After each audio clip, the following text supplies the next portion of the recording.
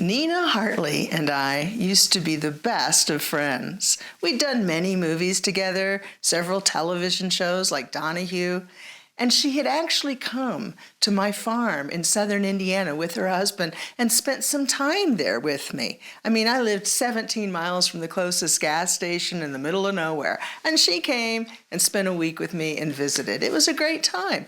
We got along fabulously well. So it was natural, since she lived in San Francisco, that when I worked in San Francisco, she would come to visit. It was on one of these times that she came to visit the place we were staying with her husband, and they happened to bring a bottle of wine.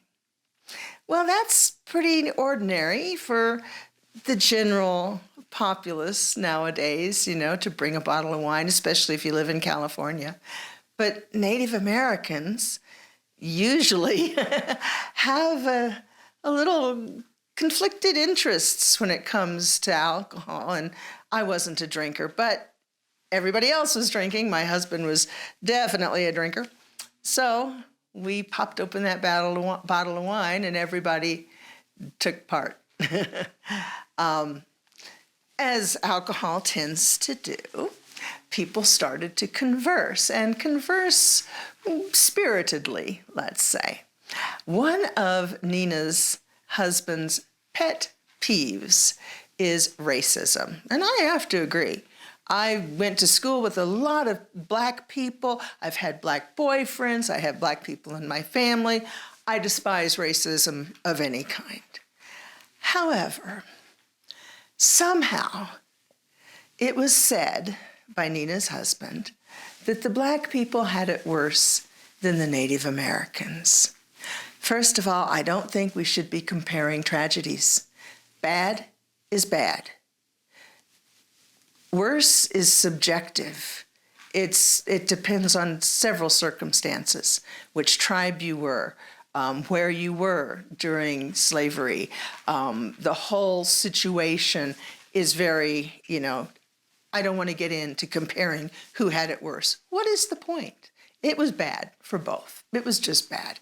So I since I had been drinking, honestly, my emotions were on the surface. And I kind of took offense at that, because genocide, in my humble opinion, is pretty damn bad. I'm not saying that slavery is good. It's horrible. It's criminal. It's tragic. It's evil. It's all those horrible things that genocide is. They are both terrible.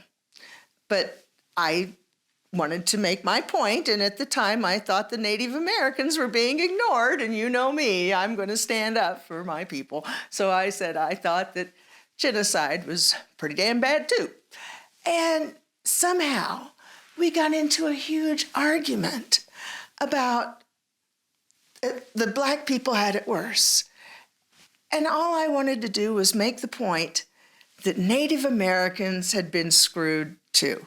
I mean, when a 4-year-old girl, this happened at the Battle of Sand Creek, is sent out by the survivors waving a white flag, and she is shot dead by the soldiers.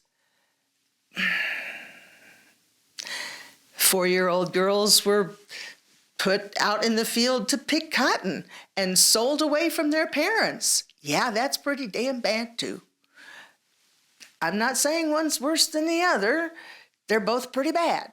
Well, somehow Nina's husband got really upset, and it ended up that they stormed out of there.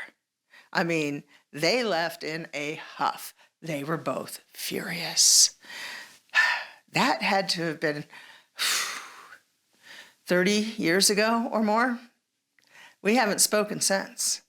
And there have been, at least half a dozen times where we've been in the same room, sometimes alone in the same room, and we didn't even make eye contact. I do not feel as though it is my job. She is now divorced from this man, and I'm divorced from my husband, but honestly, all the bad things I can say about Bud, he had nothing to do with this. It wasn't his fault. It was Nina's husband and me that were having this argument between the two of us. And she has never apologized, and I have never apologized. I don't feel as though I owe an apology. I never I never endorsed slavery. I never said the black people had it easy. I'm just saying the Native Americans went through some hell too, and apparently that was unacceptable to her and her husband. And since she is still silent to this day and has not made any effort to make amends or befriend me or, wipe the slate clean or anything, I can only assume that she still has her nose bent out of shape over it. Well, that's her prerogative. I don't know what else to say. I'm not necessarily angry at her because she wasn't the one who got all in a tizzy over it. It was her husband. But she did storm out of there in anger right alongside him and stood up for him in the arguments. I mean, she was right there making statements as well with him. And it's just a shame, But that's my Nina Hartley story.